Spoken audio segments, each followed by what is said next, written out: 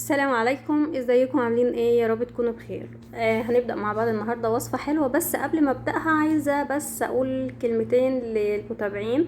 انا عندي المتابعين بيتفرجوا على الفيديوهات مش عاملين متابعة ولا لايك للفيديو، فاتمنى تعملوا لايك للفيديو وشير ومتابعة علشان يوصلكوا كل جديد.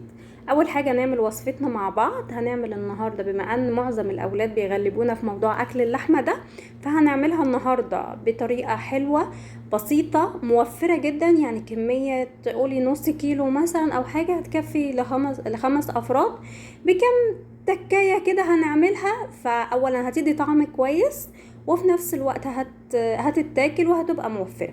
اول حاجة هنزل بحبة حتة زبدة، معلقتين زيت، سمنة بلدي اي حاجة، وبعد كده هنزل عليها باللحمة بدون اي حاجة لحد ما تتشوح شوية. وبعد ما تتشوح شوية هنزل بكمية بصل حلوة محترمة كده. ليه؟ لان الوصفة اللي احنا هنعملها النهاردة كل ما تديها بصل كل ما تحس ان هي طعمها مسكر وطعمها تحفة بصراحة.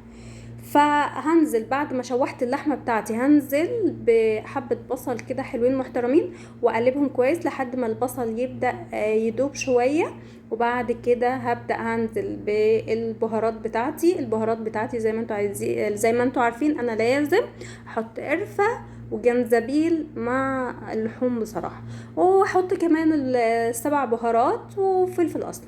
مش هنزل بالملح بتاعي دلوقتي خالص. انتوا عارفين ان اللحمة هي معمولة مكعبات، بس برضو علشان تستوي معايا بسرعة.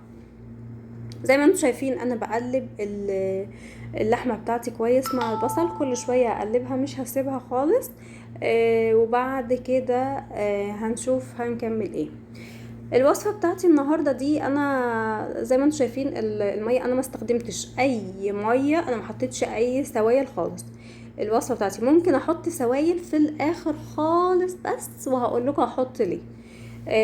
كل شويه زي ما انتم شايفين بقلب عشان ما ينفعش اسيبها لا تتلسع، واشوف لو هتبقى محتاجه ميه ولا لا. بس هي كميه البصل بتنزل السوائل اللي فيها، ما بتحتاجش ميه. نزلت كمان فلفل الوان بيدي طعم. انتوا عارفين ان الفلفل الالوان بيبقى مسكر ومفيد جدا، والالوان يعني تشرح العين كده زي ما بيقولوا. بحطه معاها بصراحة بيبقى حلو. هنعمل النهاردة مع بعض كباب حلة، بس مختلف عن اللي بيتعمل على التقليدي، يعني هنعمله كام تكاية حلو.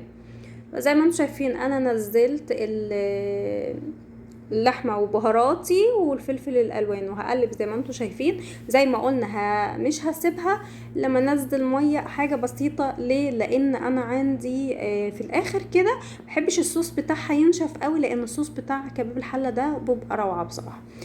تقدميها مع رز اصفر، رز بشعريه، رز حبه وحبه، تعمليها سندوتشات بعيش بلدي وطحينه، زي ما انتي بتحبي تاكليها.